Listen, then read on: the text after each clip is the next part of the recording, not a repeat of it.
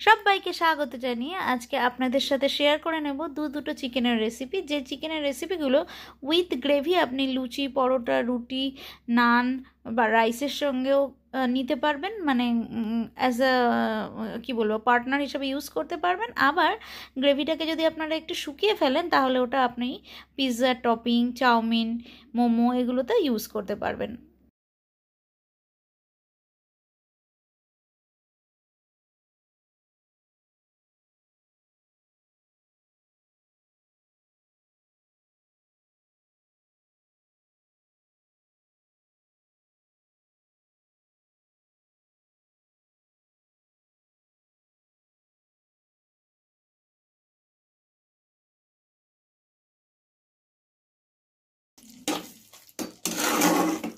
চলুন শুরু করা যাক।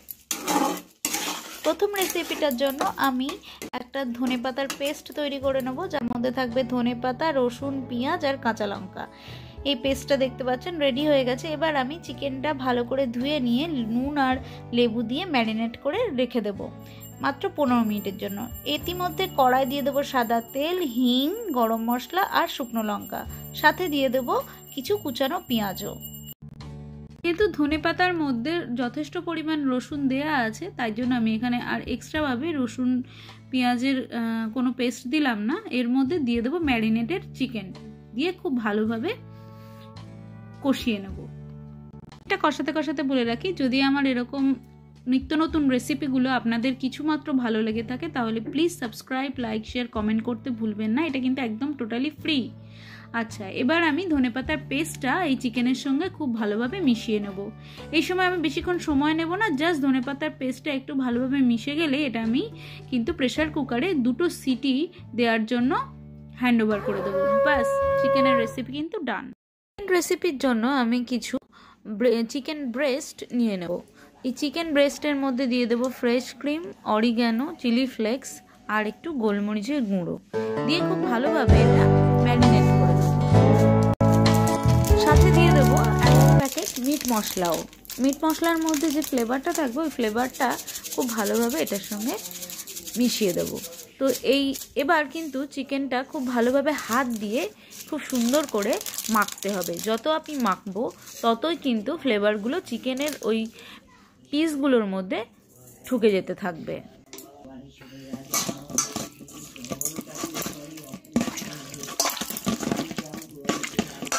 চিকেনের ব্রেস্টগুলো খুব ভালোভাবেই মাখা হয়ে গেছে। এবার আমি এটা 15 মিনিটের জন্য ফ্রিজে রেখে দেবো, নর্মাল ফ্রিজে। আচ্ছা, এবার যেটা করব সেটা হলো কিছুটা কাজু আর কিশমিশ নিয়ে খুব ভালোভাবে সেটা পেস্ট করার জন্য মিক্সার গ্রাইন্ডারে দিয়ে দেবো। ইতিমধ্যে আমি কড়াইয়ের মধ্যে 1 কিউব বাটার আর কিছুটা পরিমাণ সাদা তেল আমি দিয়ে দেব। তেল গরম হয়ে গেলে এর মধ্যে দিয়ে দিলাম আমি কুচনো পেঁয়াজগুলো খুব সুন্দরভাবে হালকা একটা পিঙ্কি কালার নিয়ে নিলেই আমি কিন্তু এর মধ্যে অ্যাড করে দেব পেস্ট করে রাখা রসুন। এর মধ্যে কিন্তু আমি আদা দিচ্ছি না, আপনারা চাইলে এটা দিতে পারেন। রসুনের পেস্টটা দেওয়ার পরেও আমি খুব ভালোভাবে আবারও কষিয়ে নেব। মশলাটা হালকা হালকা কষাতে কষাতে কিন্তু তেলটা যখনই ছেড়ে যাবে মশলা থেকে তখন আমি অ্যাড করে দেব ম্যারিনেটেড চিকেনটা।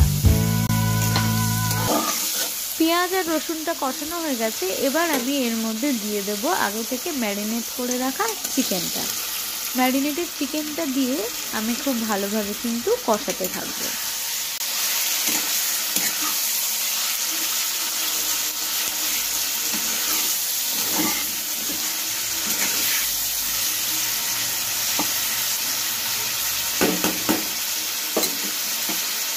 কষাতে কষাতেই দেখুন খুব সুন্দরভাবে তেলটা আমার সেপারেট হয়ে যাচ্ছে। এবার আমি দিয়ে দিলাম 1/2 টেবিল স্পুন মতো সোয়া সস। এই চিকেনটায় কিন্তু নুনটা একটু বুঝে দেবেন, কেন সোয়া সসে কিন্তু অলরেডি সল্ট অ্যাডেড থাকে।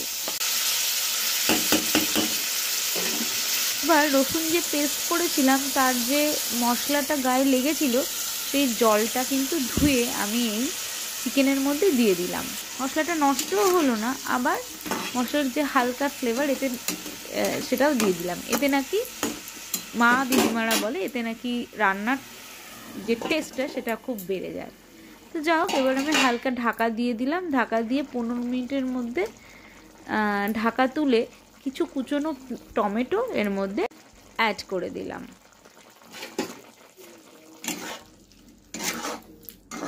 টমেটোটা দিয়ে খুব ভালোভাবে এবার নাড়াচাড়া করে নেব। এবার দেখো আমার চিকেনটাও কিন্তু প্রায় সিদ্ধ হয়ে গেছে।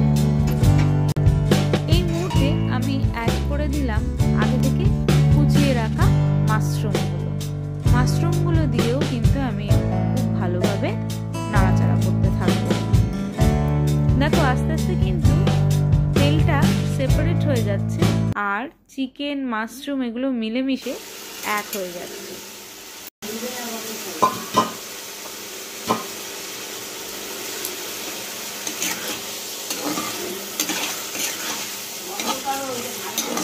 হ্যাঁ করছি।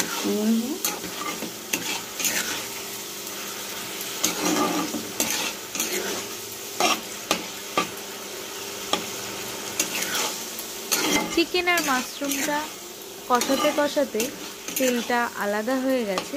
এর মধ্যে আমি অ্যাড করে দিলাম অল্প একটুখানি গোলমরিচ, 1 চামচ মতো দিয়ে খুব ভালোভাবে নাড়াচাড়া করলাম। দেখো কি সুন্দরভাবে তেলটা সেপারেট হয়ে গেছে চিকেন আর মাশরুম থেকে। এই মুহূর্তে আমি আগে থেকে যে কাজু আর কিশমিশের পেস্টটা করেছিলাম সেই পেস্টটা এর মধ্যে এবার অ্যাড করে দেবো।